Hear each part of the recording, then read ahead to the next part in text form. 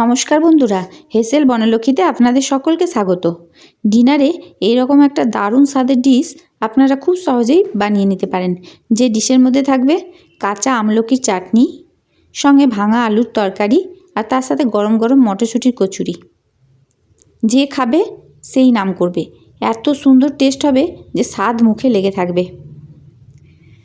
দেখুন মটরশুঁটির কচুরিগুলো দেখতে কতটা লোভনীয় লাগছে, আর প্রত্যেকটা কচুরি ফুলবে বলের মতো। তাহলে আসুন বন্ধুরা, ভিডিওটিকে কেউ স্কিপ করবেন না, আপনারা সম্পূর্ণ রেসিপিটি দেখুন আর এই রকম ডিশ বানিয়ে নিন। মটরশুঁটি ফুরিয়ে যাওয়ার আগেই এই রকম মটরশুঁটির কচুরি, আর আমলকি ফুরিয়ে যাওয়ার আগেই এরকম কাঁচা আমলকির চাটনি বানিয়ে নিন, তার সাথে নতুন আলু দিয়ে ভাঙা আলুর তরকারি। তাহলে আসুন রেসিপিটি শুরু করা যাক। মটরশুঁটির কচুরি বানাবার জন্য প্রথমে মটরশুঁটিটার পুরটা বানিয়ে নিতে হবে। তার জন্য মটরশুঁটিটাকে আগে বেটে নিতে হবে।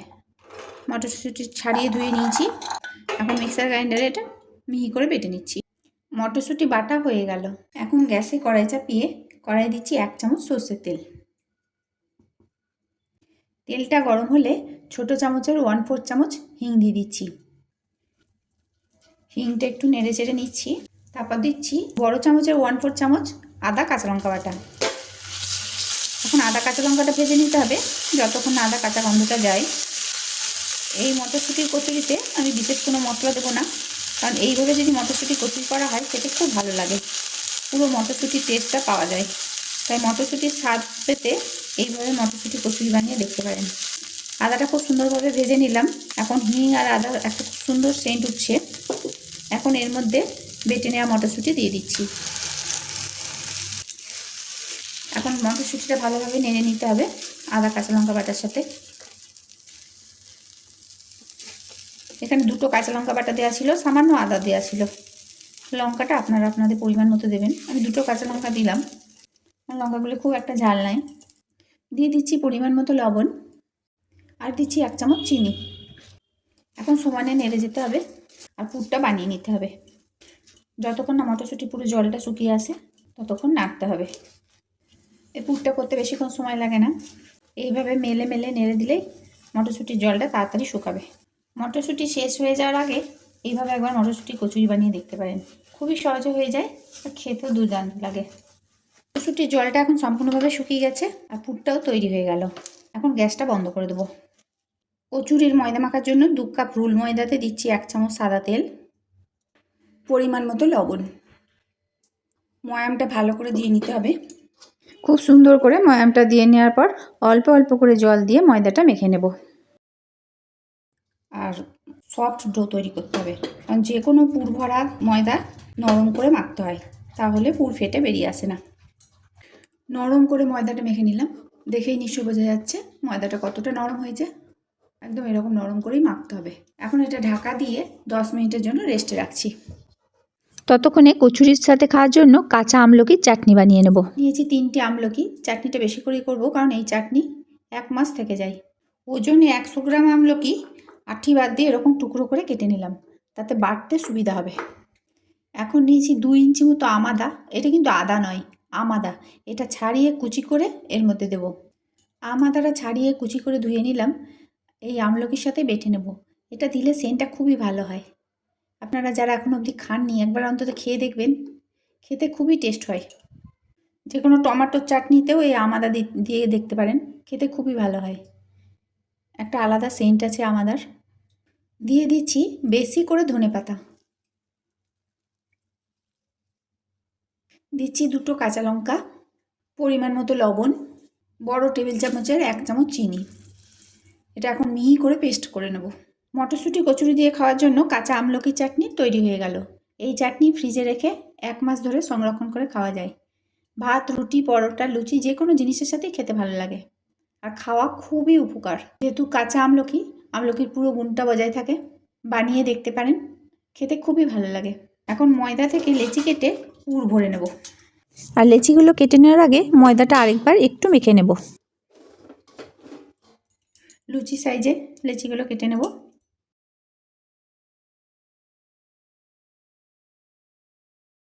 সব লিচিগুলো কাটা হলে গোল করে আগে পাকিয়ে নেব। আর সবগুলো পাকানো হয়ে গেলে এক একটা লেচিকে এভাবে বাটির মতো করে নিতে হবে।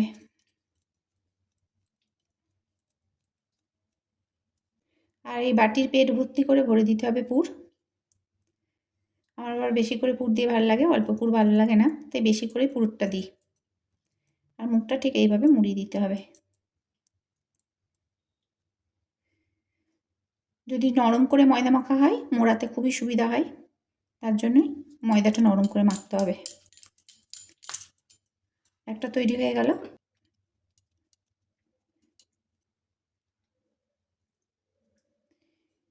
এইভাবে আমি সবগুলোতেই পুর ভরে নেবো আগে।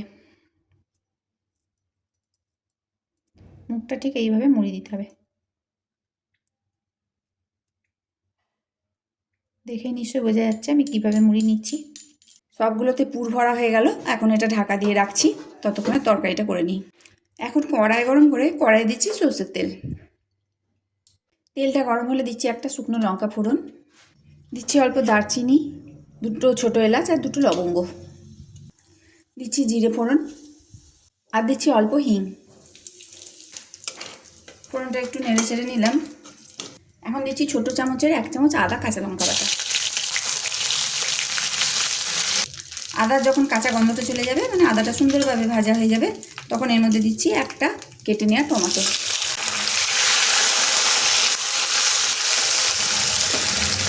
দিয়ে দিচ্ছি লবণ, একবারে লবণটা দিয়ে দিলাম পরিমাণ মতো।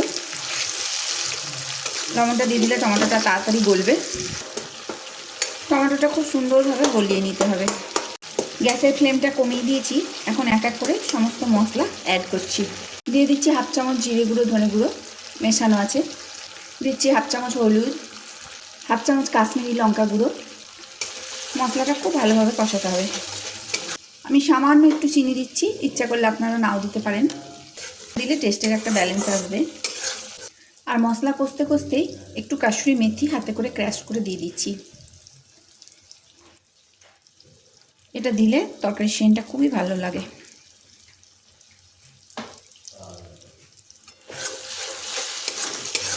মশলাটা ততক্ষণ অবধি কষতে হবে যতক্ষণ না মশলা থেকে সমস্ত তেল ছেড়ে আসে।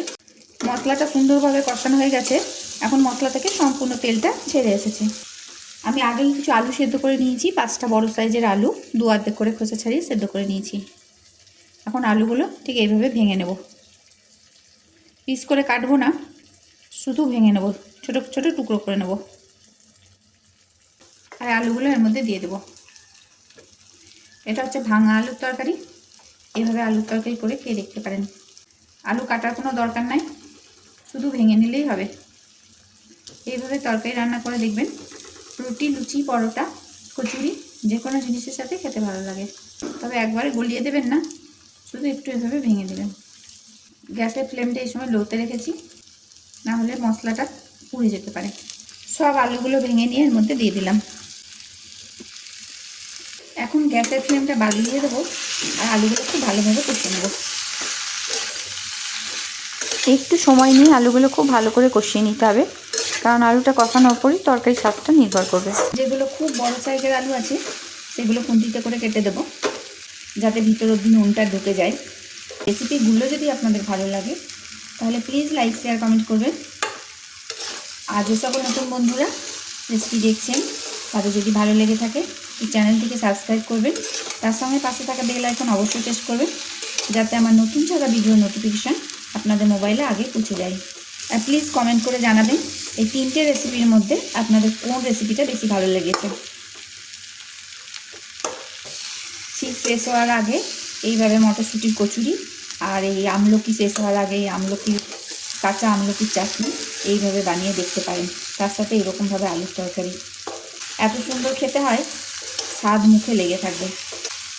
দেখুন বন্ধুরা, আমি আলুটা খুব ভালোভাবে কষে নিলাম হাই ফ্লেমে। এখন এর মধ্যে দিচ্ছি পরিমাণ মতো জল। খুব ভালো করে মিশিয়ে নিতে হবে আর তরকারিটা ফুটতে দিতে হবে। ফুটতে শুরু করার পর গ্যাসের ফ্লেমটা অবশ্যই কমিয়ে দিতে হবে, না হলে ঝোলটা মরে যাবে। আর 5 মিনিট অবশ্যই ফুটাতে হবে, না হলে এই আলুগুলোর ভিতর নুন মশলা ঢুকবে না, আলুগুলো প্যাংসা প্যাংসা খেতে লাগবে। তার জন্য এটা 5 মিনিট ফুটাতে হবে। এখন আমি তেল দিয়ে সব কচুরি কটা বেলে নিচ্ছি।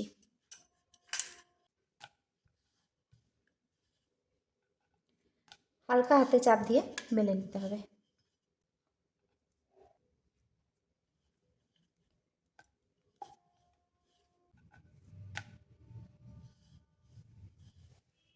এইভাবে হালকা হাতে চাপ দিয়ে দিয়ে সব কচুরিগুলোই একসাথে বেলে নেব, তাহলে ভাজতে সুবিধা হবে, একসাথেই সব ভাজা হয়ে যাবে। তরকারিটা ফুটতে দিয়ে কচুরিটা বেলছিলাম, ততক্ষণ তরকারিটাও কিছুক্ষণ ফুটে গেল, আর একটু ফুটবে, আমি আরেকদিকে কচুরিগুলো ভেজে নেব। তরকারিটা এখন হয়ে গেল, এটা একটু জমে যাবে, যেটুকু ঝোল আছে এটুকু ঝোল যদি না রাখি তাহলে একটু জমে যাবে। কচুরি ভাজার জন্য সাদা তেল গরম করেছি, এখন একটা একটা করে কচুরিগুলো ভেজে নিচ্ছি।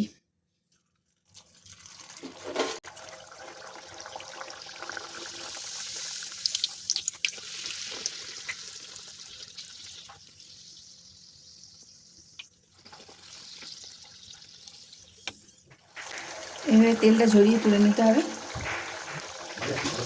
আর এইভাবে কচুরি ভাজলে সব কচুরিগুলো গোল বলের মতো ফুলবে, প্রত্যেকটা কচুরি ফুলবে গোল বলের মতো।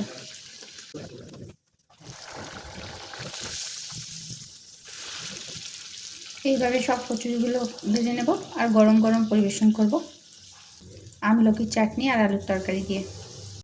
সমস্ত রেসিপিটি দেখার জন্য হেসেল বনলক্ষ্মীর তরফ থেকে অসংখ্য ধন্যবাদ।